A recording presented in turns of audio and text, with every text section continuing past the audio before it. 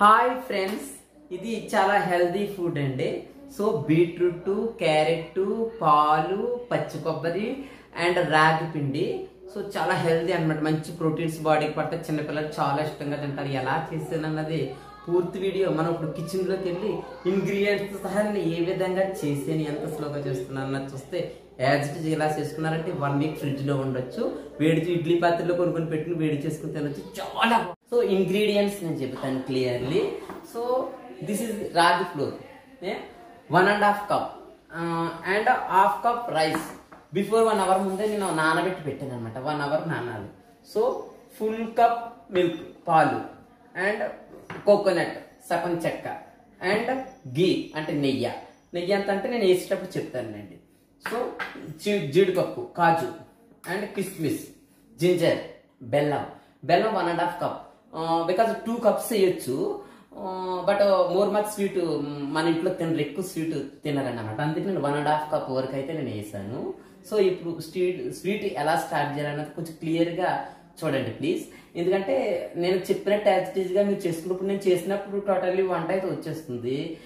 But నాకు 2-3 అడిగారు బస్సులోను. మీరు చేసినప్పుడు అంతా కనిపిస్తుంది, కానీ మేము చేస్తుంటే కొంచెం కన్ఫ్యూజ్ అవుతుంది ఏంటి అంటే. బట్ నేను చేసేటప్పుడు నేను కొంచెం క్లియర్ గా చూస్తే మీరు యాజ్ ఇట్ ఈస్ గా చేసుకుంటూ వచ్చేస్తారు. నాకు వచ్చింది మీకు రాకుండా ఎట్లా ఉంటుంది? సో వస్తుంది. సో ట్రై చేద్దాం. అందుకని కొంచెం క్లియర్ గా చూస్తే బాగుంటది. మనకు కావాలి చేసుకోవాలనుకున్న వాళ్ళు వీడియో పూర్తిగా చూసుకుంటే ఇంట్లో చేసుకోవచ్చు. పిల్లలకు కూడా ఇలాంటి వెరైటీగా మనం స్వీట్స్ అందివచ్చు వాళ్ళ నోటికి. ఓకేనా, స్టార్ట్. ఎప్పుడైనా సరే కొబ్బరి చెక్కని ఇలా కాల్చాలన్నమాట. ఫస్ట్ ఆఫ్ ఆల్ మనం ఇలా కాల్స్తే చెక్క చాలా రుచి వస్తుంది. సో మీరు జాగ్రత్తగా పట్టుకోండి. ఇట్లాగ ఇది ఇలా పట్టుకుని మనం ఇలా తిప్పుకున్నాం అనుకోండి, ఇలాగ మంచిగా లోపల అంతా కాలితేనే ఒక రుచి వస్తుంది అనమాట. కాల్చి మళ్ళీ నేను ఏం చేయాలి నేను చెప్తాను. చెక్క అంతా బాగా కాల్చండి. కొంచెం నలగొట్టిన పర్వాలేదు, ఎందుకంటే మిక్సీ పడుతున్నాం కదా, ప్రాబ్లం ఉండదు. ఒక 15 మినిట్స్ అయినా మంచిగా ఇలా కాల్చారనుకోండి, ఆ స్వీట్ లో మంచి రుచి వస్తుంది అనమాట కొబ్బరి. మనం ఫస్ట్ చేయవలసింది ఏంటంటే కుక్కర్ నీట్ గా కడుక్కోండి. కూనన్ని బియ్యం వేసాను కదండి, ఆ బియ్యం వేసిన తర్వాత మనం ఆ వాటర్ తో నానబెట్టుకున్న బియ్యము, సో ఈ కప్పుతోను ఇంకో 3 కప్పులు వాటర్ వేయండి. అలాగా 1 2 3. సరేనా? ఏం చేస్తారంటే ఇలా మూత పెట్టేసేయండి. తొందరగా ఉడుకుతుంది. విజిల్ ఏం పెట్టకండి, అలా మూత పెట్టేసేయండి. నేను చెప్తా తర్వాత ఏం చేయాలో.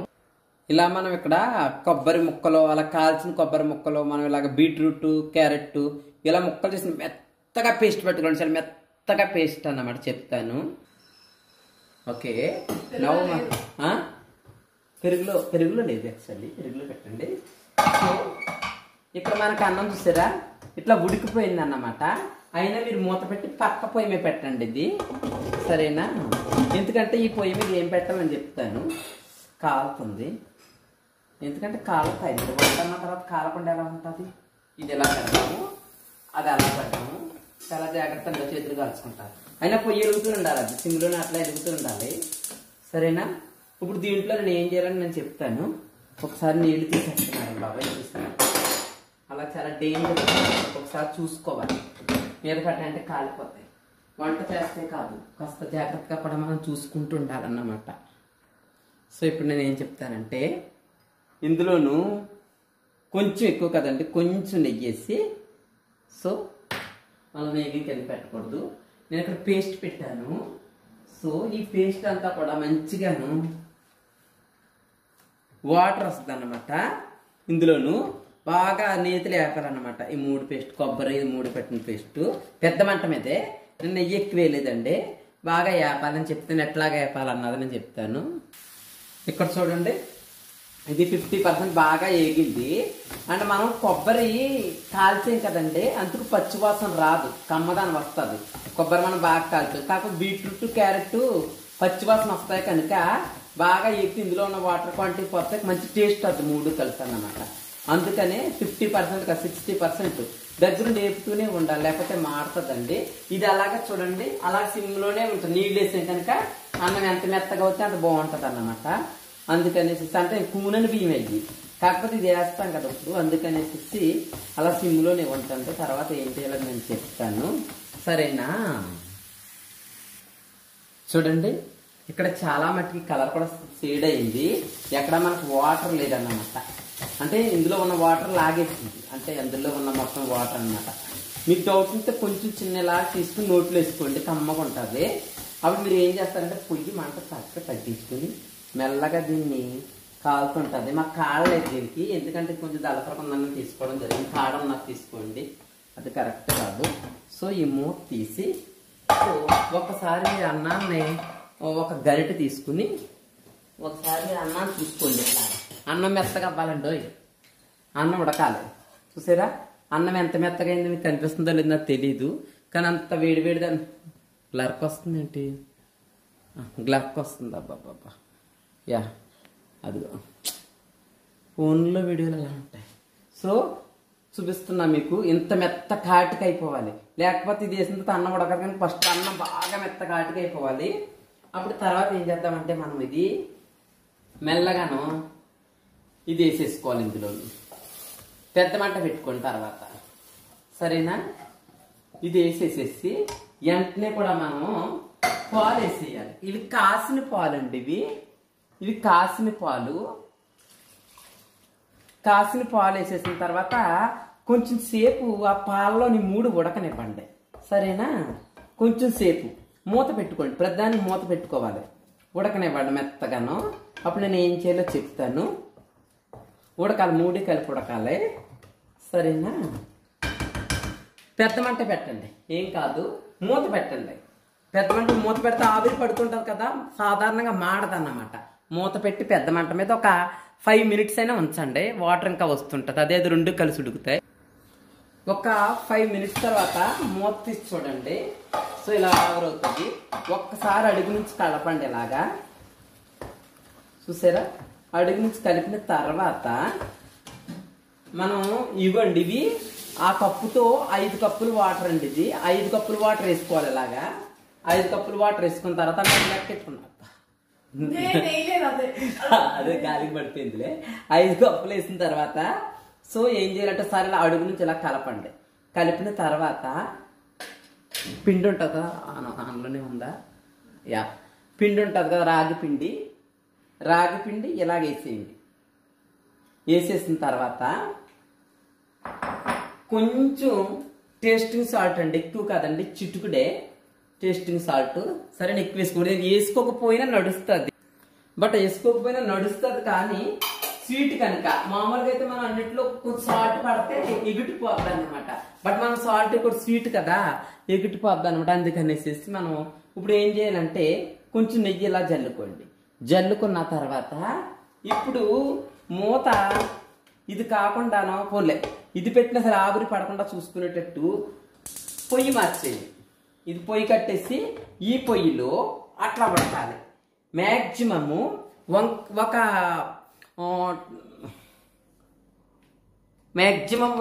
20 minutes అయినా ఉడకాలి. ఎందుకంటే రాగి పిండి కదా, పిండి కూడా ఉడకాలన్నమాట. వాటర్ అంతా కప్పు పిండి మంచిగా ఉడుకుతుంది. అప్పుడు ఏం చేయాలో నేను చెప్తాను ఒక 20 minutes తర్వాత. ఈ లోపు ఏం చేయాలి ఇంకో పని కూడా చెప్తాను నేను. సో ఇప్పుడు నేను ఇక్కడ చిన్న గిన్నె తీసుకున్నానండి. సో అందులో కొంచెం నెయ్యి వేసాను, ఎక్కువ కాదు. అండ్ మనం ఇప్పుడు జీడిపప్పు కిస్మిస్ను ఒక లైట్గా వేపుకోవచ్చు. ఒక చిన్న స్పూన్ తీసుకుని, చిన్న స్పూన్ పెద్ద స్పూన్ తీసుకోవచ్చు. సో పట్టుకోండి. ఇక్కడ ఇది ఎంత పెట్టిన తర్వాత చెప్తాను. దీన్ని ఇలా పట్టుకోండి. వంట చేసేటప్పుడు నేనంటే అడగడమే చూపిస్తున్నాను, మీరు కంగారు పడకండి. ఎక్కువ వద్దండి, మాడిపోతాయి జీడిపప్పులు, ఎందుకంటే తొందరగా మాడతాయి. ఇవి పక్క దాంట్లో చేసుకోండి. ఇలాగా రెండు కలిపి ఇప్పుడే వేపకూడదు, బట్ అయిపోయాను. ఇది పక్కన పెట్టండి. ఇలాగా ఇంకా ఏగా ఉబ్బుతాయండి, but this is my mistake అనమాట. ఫస్ట్ కిస్మిస్ వేపుకున్న తర్వాత జీడిపప్పు వేపుకోవాలి. సో నేను ఏం చేశానంటే కిస్మిస్ 2 జీడిపప్పు వేస్తాను అనమాట. కొంచెం అంటే కిస్మిస్ ఉబ్బితే బాగుండయి, దట్స్ ఓకే, నో ప్రాబ్లం. అంటే మళ్ళీ జీడిపప్పు మాడిపోతే స్వీట్ అవుతా నాశనం అయిపోతుంది కదా. అంటే ఒక్కొక్కసారి ఇలాంటి మిస్టేక్ జరుగుతుంది అన్నప్పుడు మీరు వెంటనే బంద్ చేసేసుకోండి. యాక్చువల్ మిస్టేక్లు అందరికీ జరుగుతుంటాయి అనుకో. జీడిపప్పు మాడిపోతే బాగోదని నేను తీసేస్తాను. అయినా బాగుంటుంది, కిస్మిస్ 2 మగ్గే, కానీ కిస్మిస్ ఇలా ఉబ్బుతాయి అనమాట నెయ్యిలో. సో దట్స్ ఓకే, బట్ ఇది పక్కన పెడతాను నేను, సరేనా. ఇప్పుడు ఏం చేయాలో నేను చెప్తాను, ఓకేనా. ఇక్కడ చూడండి, అదే అన్నిటికి నేను ఇదే వాడాను అన్నమాట. సో ఒక కొంచెం కప్పు వాటర్ వేసుకుని కొంచెం నేను మగ్గనమండి. అదే గరిటె, బీట్రూట్ గరిటె ఏం కాదులేండి, అంత స్వీట్ అయింది కదా. కొంచెం ఇలా తీసుకుని కొంచెం హీట్ అవ్వలేమండి. హీట్ అయిన తర్వాత నేను చెప్తాను ఏం చేయాలన్నది, సరేనా?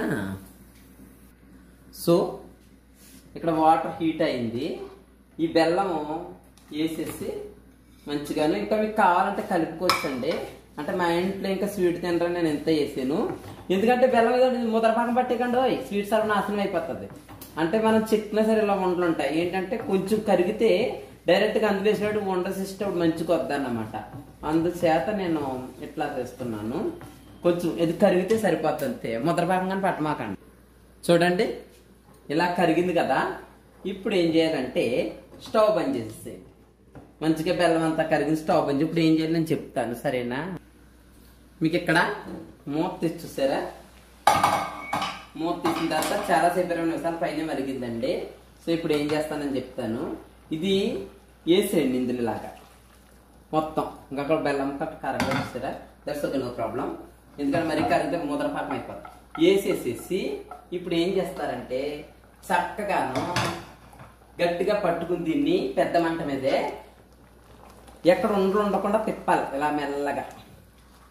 ఎక్కడ ఉండకూడదు అనమాట. పిండి బాగా ఉడికింది, రాగి పిండి ఉడకాలండి, ఎక్కడ ఉండకూడదు. అందుకే మీకు ఇలా తెడ్డిది ఇలాగా చూసారా?